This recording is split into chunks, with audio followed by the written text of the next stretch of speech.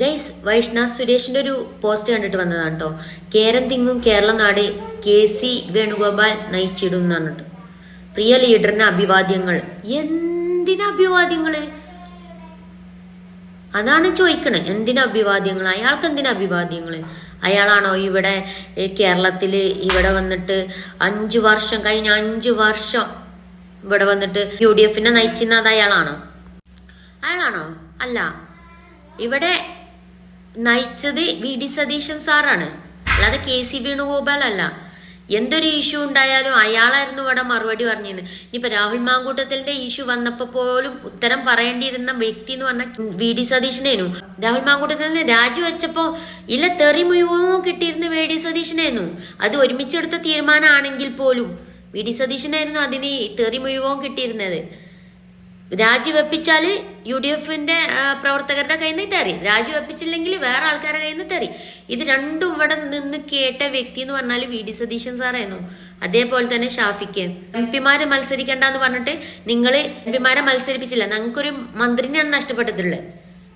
ഷാഫി പറമ്പിലിനെ ഇവിടെ മത്സരിപ്പിക്കാത്തതിൽ ഞങ്ങൾക്കൊരു മന്ത്രിനെയാണ് നഷ്ടപ്പെട്ടിട്ടുള്ളത്. പിന്നെ അവിടുന്ന് ഇങ്ങോട്ട് ഓസിക്ക് ഇങ്ങോട്ട് നൂലിങ്ങോട്ട് അറക്കുക.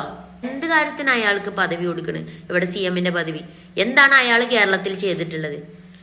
എന്തൊരു പ്രശ്നം വന്നാലും അതിന് ഉത്തരം പറയേണ്ടിയിരുന്ന വ്യക്തി എന്ന് പറഞ്ഞാൽ VD സതീശൻ സാറേനു. അയാളെ തന്നെ CM ആക്കണം. 90% ആൾക്കാരും VD സതീശന് സപ്പോർട്ടായിട്ടുള്ള പ്രവർത്തകരാണ്. മനസ്സിലായോ? MLA നിങ്ങളെ MLA ആക്കണ്, ജനങ്ങളാണ് നിങ്ങളെ MLA ആക്കണെന്നുള്ള ബോധം നിങ്ങൾക്ക് നല്ലതാണ്. വൈഷ്ണവ് സുരേഷിന്റെ അടുത്ത് ഒരു കാര്യം പറയാം. ആര്യ രാജേന്ദ്രന്റെ അവസ്ഥ നിനക്ക് വരണ്ടെന്നുണ്ടെങ്കിൽ മിണ്ടാതെ വാ പൂട്ടി നിന്നോ, അതാ നല്ലത്. ഞങ്ങളൊന്നും നിങ്ങളെപ്പോലെ സ്ഥാനം മാനമൊന്നും നോക്കിയിട്ടും പ്രവർത്തിച്ചിട്ടോ ഒന്നും അല്ല ഞങ്ങൾ ഇതിനൊന്നും ഇറങ്ങിയിട്ടുള്ളത്. അത് മനസ്സിലാക്കുക ഫസ്റ്റ്. മനസ്സിലായോ? പറയേണ്ട കാര്യങ്ങൾ മാത്രം പറയാം. ഇപ്പോ എല്ലാരുടെ മുമ്പിലും UDF ഒരു കോമാളയാക്കി ചിത്രീകരിക്കാതെ KC Venugopal go back. VD സതീശനുണ്ട്, ഇവിടുത്തെ MLA ഉണ്ട്, MLA ആയിട്ട് മത്സരിച്ച വ്യക്തിയുണ്ട് ഇവിടെ CM ആവാന്. ദത്തുപുത്രന്റെ ആവശ്യമില്ല. ഇവിടെ ദത്തെടുത്തുകൊണ്ട് CM ആക്കേണ്ട ആവശ്യം ഇവിടെ കേരള ജനതയ്ക്കില്ല.